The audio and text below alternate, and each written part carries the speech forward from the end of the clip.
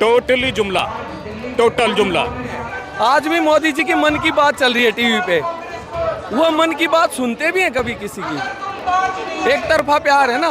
पैसे को हड़पने के लिए स्पेशल पीएम केयर फंड बनाया और एक ही दिन में रजिस्ट्रेशन भी हो गया, पैन कार्ड भी बन गया। देखिए वो क्या जाने पीर पर आई, जिसके पैर ना फटे भी आई। उन्होंने झूठ बोला झुग्गी वालों से, उनके इमोशन से खेला। की गारंटी फर्जी है, नकली है। क्या दिल्ली में वही देखने को मिला? मोदी नकली है। नमस्कार, आप देख रहे हैं 4 PM में आपके साथ नफीसा खान।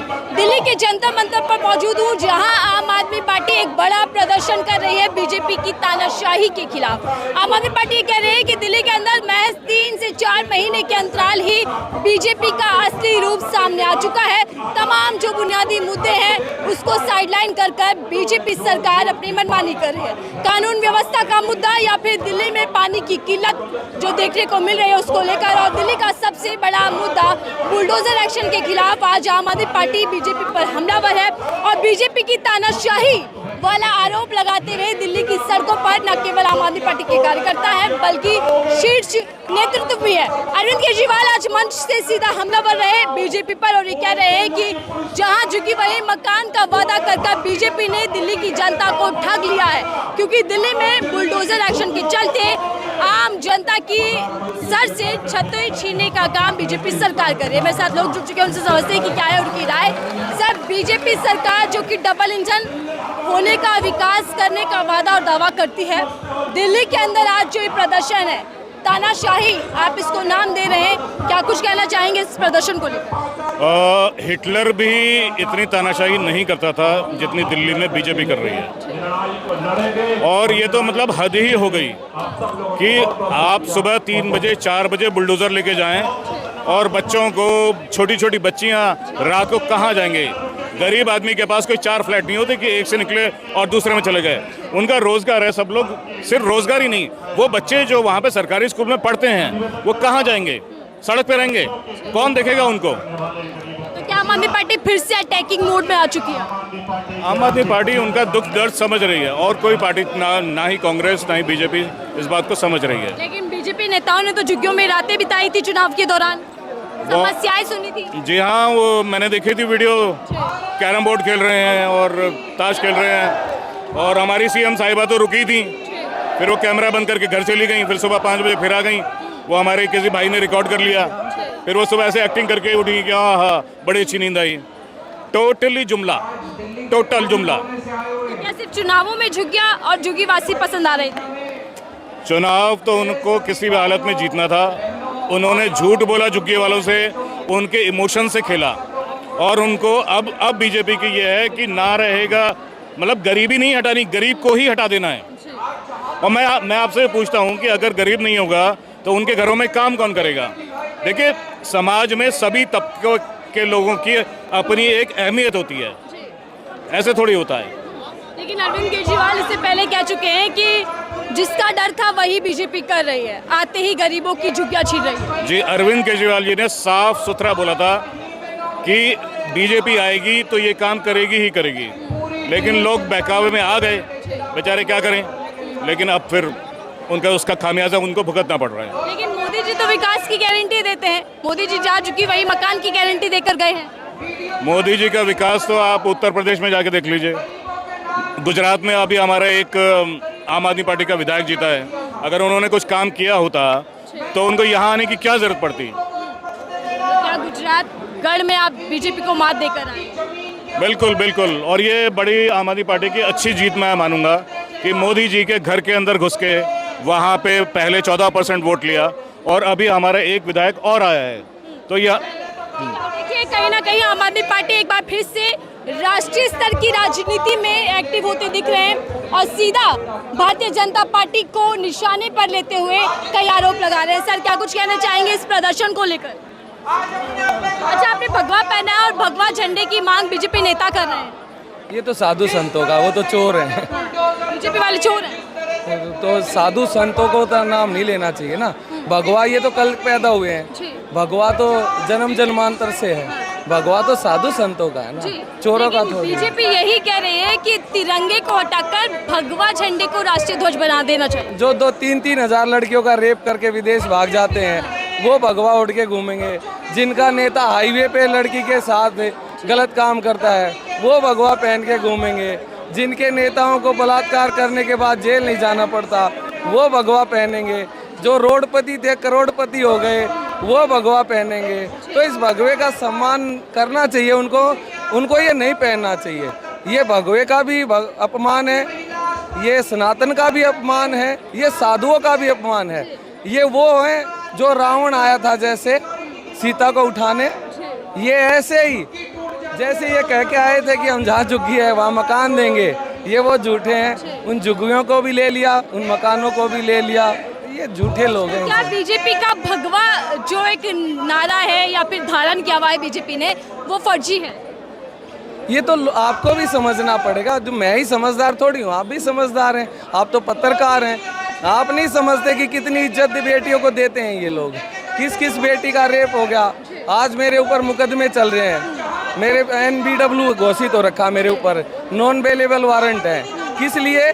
आनंद पर्वत में एक लड़की का रेप हुआ था, मैं उसकी मदद करने पहुंच गया, मेरे पे ही पुलिस ने मुकदमा कर दिया। अब अगर जो मैं नहीं कैंसिल कराऊंगा तो वो मुझे अरेस्ट करने वाले हैं 1-2 दिन में।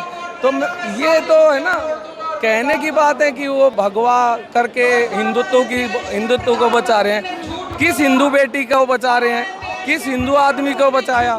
ये जितनी झुग्गियाँ तोड़ी है मुसलमानों की थी, पाकिस्तानियों की थी, बांग्लादेशियों की थी। तो अगर जो ये कर रहे हैं तो ये गलत कर रहे हैं, झूठे हैं ये। और देखिए अरविंद केजरीवाल एक बार फिर हमला कर रहे हैं कि मोदी की गारंटी फर्जी है, नकली है।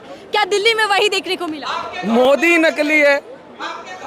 मोदी देखिए, हम उसे जो प्रधानमंत्री होता है ना वो देश का बाप के समान होता है। हम अपना पिता मानते हैं और पिता की इज्जत जब होती है, पिता वो होता है जो खुद कीचड़ में चलेगा, अपने बेटे को कंधे पे बिठा लेगा। पिता वो नहीं होता कि बेटा कीचड़ में चल रहा है और पिता गाड़ी में चल रहा है। हमारा जो पिता है वो तो जेट में चलता है, वो तो प्राइवेट प्लेन है, उनके पास अंबानी अदानी के जेट आ जाते हैं। और हमारे जो छोटे मोटे झुग्गी झोपड़ी हैं वो भी टूट जाएंगे। तो हमारा तो जो देश का बाप है वही नकली निकल गया। वो अपनी तरफ से मोदी जी अच्छे हो सकते हैं, लेकिन हो सकता है जो मोदी के चारों तरफ आदमी है वो नकली हो, वो मोदी जी की बेइज्जती कराने पे लगे हों। अगर जो मोदी जी समझदार हैं, पढ़े लिखे हैं, तो उन्हें ये तो सोचना चाहिए कि हम किसको उजाड़ रहा हूँ, ये मेरे ही देश के तो लोग हैं। इससे अच्छा तो एक युद्ध करवा के हमें मरवा देते कि भाई युद्ध ही चलता रहता। अब युद्ध में जीत रहे थे, युद्ध भी बंद करा दिया। नहीं तो हम सोचते अगर हम युद्ध में शहीद हो गए और देश के लिए ही मर गए, अब ये भूखे मरेंगे। आप युद्ध की बात कर रहे हैं, पीएम मोदी कह रहे हैं कि अमृतकाल चल रहा है गरीबों का। बिल्कुल चल रहा है ना, बिल्कुल चल रहा है। ऐसा अमृतकाल थोड़े दिन और चलेगा तो आपके हाथ में ये माइक नहीं होगा, आप भी कहीं की बीजेपी वाला कोई आपको भी नोच लेगा। इसी अमृतकाल में आपके साथ भी हो सकता है। ये कोई बड़ी बात नहीं है। आज आपको लग रहा होगा, देखिए वो क्या जाने पीर पर आई, जिसके पैर ना फटे भी भाई। हमारे यहाँ क्या हो रहा है, जिसको चोट लग रही है वो लड़ रहा है। हम एक नहीं हुए हैं अभी, हमें बांट दिया है। कौन कहता हम हिंदू हैं?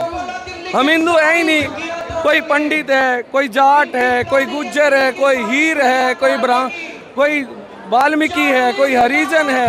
हम एक कहाँ हुए? जिस दिन हम एक हो गए, ना मोदी जी ना कोई और, इस देश को कोई नहीं। अरे ये अखंड है ये देश।